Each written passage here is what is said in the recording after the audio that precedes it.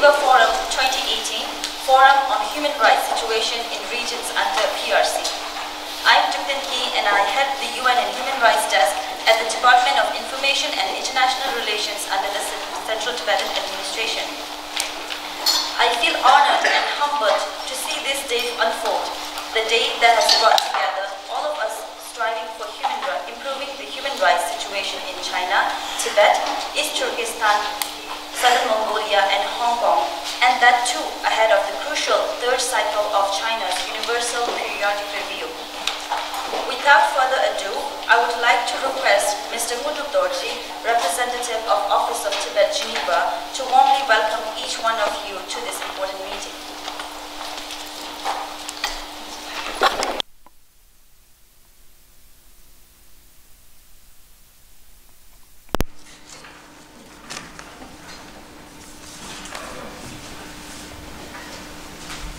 Good morning, bonjour, many Deshidere. I, on behalf of the Central Tibetan Administration's Department of Information and International Relations, and on behalf of Office of Tibet, Geneva, would like to extend my warm welcome to Honorable Sikyong Dr. Lobsang Sangye, President of Central Tibetan Administration. And I also most welcome to our chief guests, Ms. Lisa Maison, members of the Swiss National Parliament, to this opening session. I also most welcome to our special eminent speakers and worthy moderators who have come all the way to participate and share your vast experience on this forum. I would also like to welcome all the representatives of Office of Tibet from India, London, from Brussels, from Paris, from South Africa, from Australia, from Taiwan, from USA, and from Russia to this important conference. Thereafter, we will have 2 more days Office of Tibet's annual meeting in Geneva. Finally, I would welcome each and everyone who have gathered here. It is indeed our milestone to host this forum, bringing together human rights experts, practitioners, advocates, and activities to shed light on situation in areas that are under the control of People's Republic of China. In the next 3 days, UN member state will review promise and commitment that China has made in the last UPR session in 2013. Actually, China has miserably failed in implementing even the simplest provision to protect the rights of the people under its repressive rule. So we are gathered here today to critically analyze and assess the current situation of this area currently under People's Republic of China, and to discuss challenges and obstacles to the UN human rights mechanism faced in engaging with China, and how best we as a civil society group can effectively and productively cooperate with UN human rights protection mechanism to defend the rights of the people. From the agenda of the forum, we are honored to have list of eminent panelists from the United States, from Taiwan, from India, Germany, UK, and Hong Kong, representing various human rights advocacy and research groups. The theme we will discuss today will be in 3 sessions. The first session will be on overall development in the People's Republic of China, which will discuss about the human rights situation within China under the Communist Party's rule. The second panel will be on situation of Tibetan, Mongols and Uyghurs. Last, the third panelist will be on the challenges to UN human rights institution in engaging with China.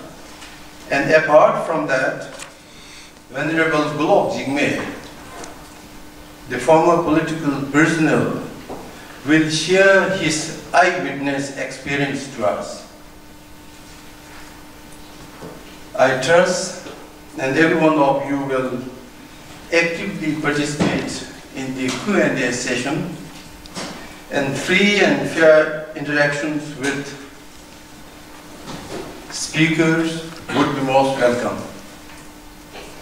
From this forum, we are hoping to have a fruitful discussion, a meaningful exchange of information and ideas that would lead us to another level of forum in years to come. So finally, I hope we will have a lovely discussion on this conference, and once again, welcome you all to this forum. Thank you very much.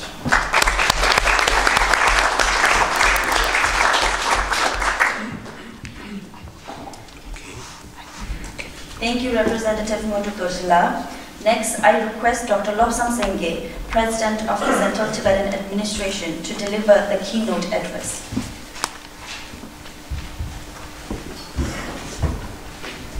Good morning, everybody.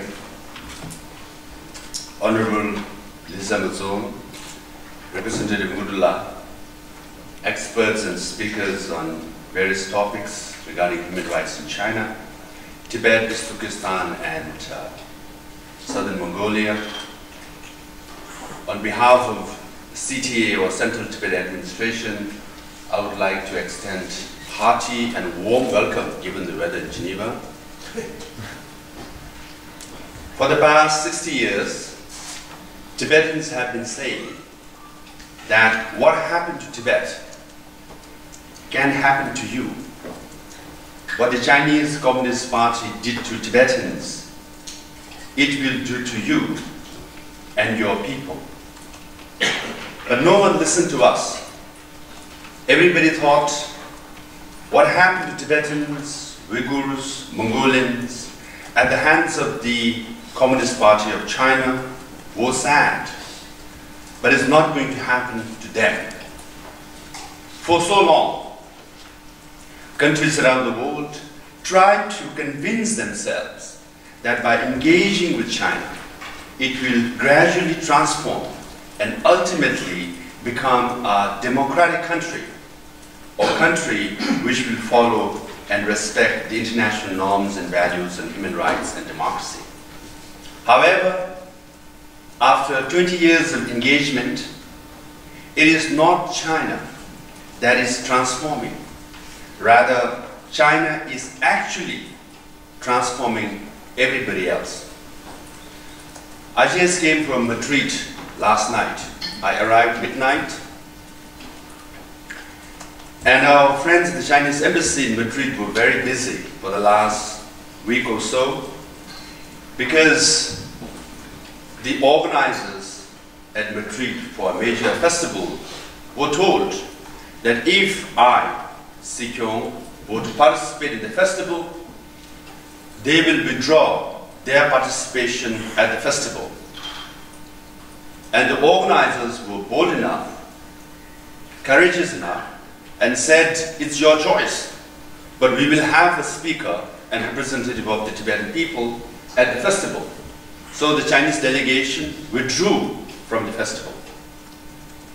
But then, when the announcement was made, brochures were distributed, Chinese embassy came back and said, if Sikyo, that's me, were to speak at the forum, then within a few weeks' time, Chinese President Xi Jinping is coming, they might cancel the visit of Xi Jinping, and the trade relationship between Spain and China will be at stake.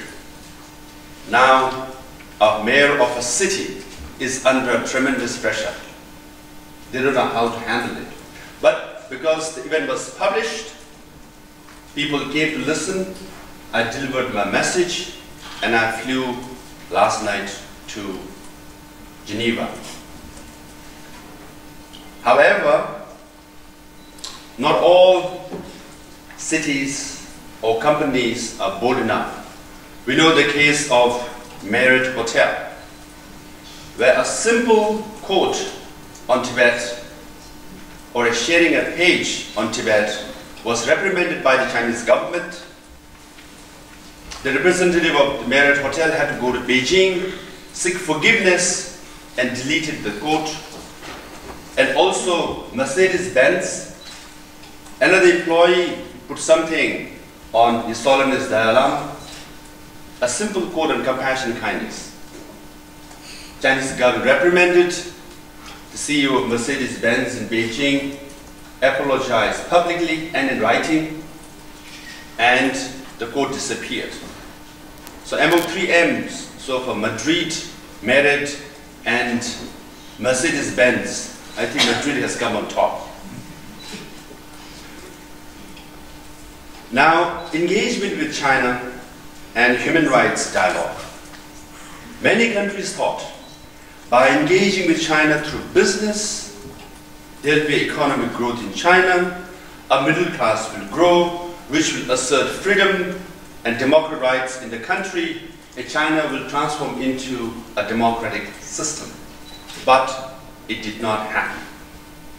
Some advocated for the last 20 years, over 30 years, that by rewarding China, Chinese leaders will behave according to international norms. Most favored nation was much discussed and debated, ultimately granted to the Chinese government, thinking that China will transform into a democratic system or liberal system. It did not happen. Olympics was granted to China with the condition that human rights in China will improve, but it did not happen. Again, on human rights as well, many experts advocated that naming and shaming of China and Chinese leaders will not work. Rather, quiet diplomacy will help save Chinese leaders' face and actually improve the human rights condition in China. And for so many countries fell into this China's bilateral human rights dialogue trap. I have talked to many diplomats who have participated in such dialogue, and after 20 years of engagement, what they say is essentially fruitless, because every year you get into this monologue, there's nothing substantive improving in the condition. If you analyze the last 20 years, since the bilateral human rights dialogue started, situation of human rights in China has gone from bad to worse. However, there are some biased rumors going on recently. Today, some countries are finally beginning to feel China's sinister design and how they interfere in their internal affairs and trampling upon universal principles of human rights. We know the case of Liu Xiaobo, Nobel Peace Laureate. Nobel Peace Committee of Norway granted him Nobel Peace Prize, for which he was sentenced to long-term imprisonment. But when he was diagnosed with cancer, at very late stage he was released, and some German doctors were willing to treat him in Germany, and many Nobel laureates, including His Holiness Dalai Lama, signed a petition for his release and the medical treatment for him. But the Norwegian government and leaders kept quiet. And after Liu Xiaobo died, there was just one paragraph of condolences from the Norwegian government. Of all the countries, Norway, which has 5 to 10% surplus in budget, more than $1 trillion sovereign fund, they don't need any renminbi of China, but still Norway has succumbed to Chinese government pressure. But there is an ongoing debate within Norway. And I've been to Australia a few times. First time when I went, the debate in the media was whether then Foreign Minister of Australia would meet with me or not. Obviously he did not meet. Second time when I went, I found out that the then Foreign Minister of Australia had left his office and had become the consultant for the Chinese government. A Trade Minister of Australia who negotiated a controversial deal had to leave his office and has become a highest paid consultant, receiving $880,000 a year. So you can clearly see this kind of influence and impact happening in Australia. But there's a bit of a buyer's remorse if you watch the documentary produced by ABC, Australian Broadcasting Corporation, called Four Corners. It clearly demonstrates how the Chinese engagement with Australia is not just economic, it's political, it's academic as well. In Australian University, a professor mentioned Taiwan. The Chinese students who constitute the largest foreign students in Australia complained, and the university fired the professor. Now we are talking about academic freedom. So much so that the ruling party of Australia has proposed a bill in the parliament restricting foreign influence, meaning Chinese influence in Australia. So this kind of debate is happening, a bit of bias remorse. We all know that America is going to have midterm election on November 6th, exactly on the day of UPR. And then the American leaders, president, vice president, and national security advisor, all are saying that the Chinese interference in midterm election is real. And recently, Vice President Mike Pence gave a very strong speech, perhaps the strongest on China ever. Not just condemning the human rights conditions in China and freedom of religion in China, but also about Tibetans, the Uyghurs and Mongols and others. And talking about, we are in Geneva, we are in Switzerland. I happened to come last year to the Swiss Parliament. We were supposed to enter the Swiss Parliament at 10:30. As we were walking towards the Parliament, we were told to come at 10:45. And when we actually reached there, we found out the Chinese delegation were in the Swiss Parliament, convincing parliamentarians not to meet with me and with our team. And I'm sorry, Lisa. We had 20-some members who have signed up as friends of Tibetan people in the Swiss Parliament. Only 2 showed up. So hopefully, there's a bit of bias remorse, as I said, in Australia and US, and debate is going on even in New Zealand. Hopefully in Switzerland too, that kind of debate will go, and they will revisit how to engage and bring changes in China. Now, irrespective of the bias remorse or world opinion, China is determined to bring a new world order with Communist Party of China on top of the pyramid. It is rigorously promoting its agenda on the international stage. Socialism with Chinese characteristic in new era, that's Xi Jinping's mantra. Socialism with Chinese characteristic means no democracy, one-party dictatorship, and essentially no human rights. The new era means China's rising power on the international forum. In the project of the New World Order, one of China's main initiatives is the Belt and Road Initiative. BRI is promoting that through roads, railways, seaports, China is connecting with the rest of the world to bring peace and prosperity. Believing this argument, around 70 countries have signed on to it. However, Tibetans have a different experience when it comes to one road, because we lost our country because of one road.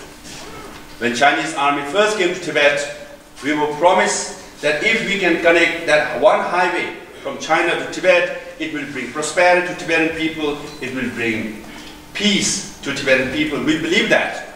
In fact, our parents and grandparents composed a song saying, Communist Party of China is so generous. If you provide service for them to build that road, they will shower you with silver coins. Actually, Tibetans were paid silver coins to build that road. Once we completed that road, Chinese trucks came, tanks came, guns came. Soon we were occupied, and then we realized few of our ruling elite were also co-opted, like it's happening in Australia, New Zealand, and European countries. And like we composed a song praising Communist Party of China, recently I saw on YouTube a song praising Belt and Road Initiative by participants from 70 countries in their traditional dress. Exact song, almost like exact song, the way Tibetans sang 60 years ago. But then, upon further research by a good analyst, it was found out that the Belt and Road Initiative song was actually stolen from a Coca-Cola ad 20 years ago. They removed the word Coca-Cola and they put Belt and Road Initiative. And then many countries are singing that song and believing that Belt and Road Initiative will bring prosperity and peace to the world. If it happens, we wish you all the best. But as far as Tibetan experience is concerned, we lost our country, and after 60 years, we are here in Geneva at this forum trying to make China accountable for its human rights violation. Already, the Communist Party is here at the UN, in Europe, and in fact around the world. Either we change them or they will change you. In 4 days through the UPR mechanism, UN member states will have an opportunity to assess and do a real review of China's action on human rights. The least the member states of the UPR could do is speak up the truth and make China accountable. If the UN Human Rights Council cannot make China accountable on human rights violations, then who will? That is why the upcoming UPR is so important, where China's human rights record should be put forthrightly and discussed frankly.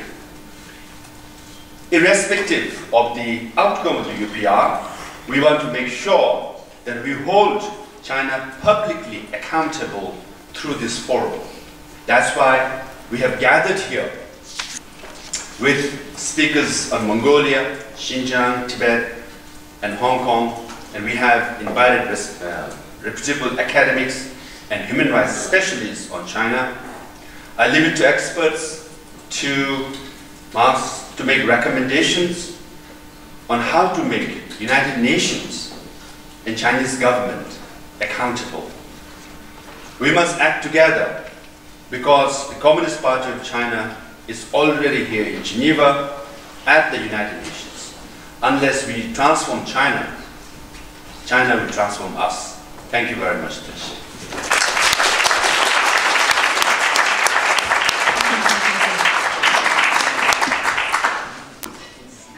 Thank you, Sikyo Dr. Lobsang Sengela.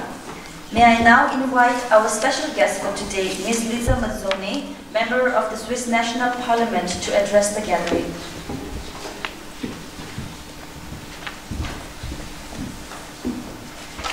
Bonjour, hello everybody. I want to thank you very much for this invitation. I am very happy and honored to be here with you, here today in Geneva, the home of the human rights, I hope. I am speaking to you as a member of the Swiss National Council and of the parliamentary group Switzerland-Tibet. I am also speaking to you as a president of the Society to Threatened Peoples. I would like to address the situation in Tibet today without forgetting that we see similar problems in many parts of China and for many different minorities. I am deeply concerned about the Tibet and the violation of the human rights that are taking place there. In particular, China's efforts to assimilate and destruct Tibetan culture and to restrict freedom of speech, freedom of movement and freedom of religion. I am also concerned about the role of Switzerland in this conflict.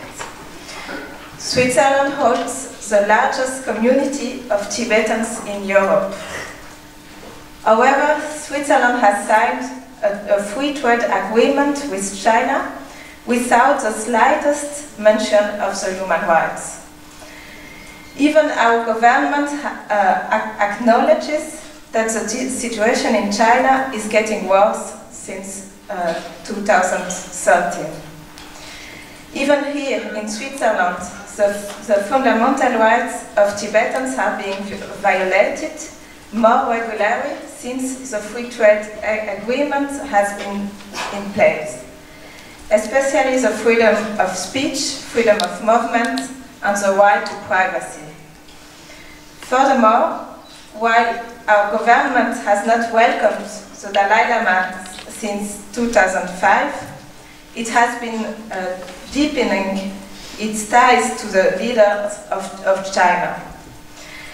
This is for me not acceptable. Switzerland has to fight harder for the values of democracy and freedom and protection of minorities. I am also troubled by the environmental issues in China and in Tibet. Deforestation, exploitation of soil, diversion of rivers have already brought serious damage to Tibet. The mountain is injured. This needs to change. Therefore, I would like to assure all of you of my full support. We have to continue to try to restore human rights in China and in Tibet. We have to address the international community towards this situation, and I hope that we will achieve a big step today in this direction. I wish you a successful forum. Thank you.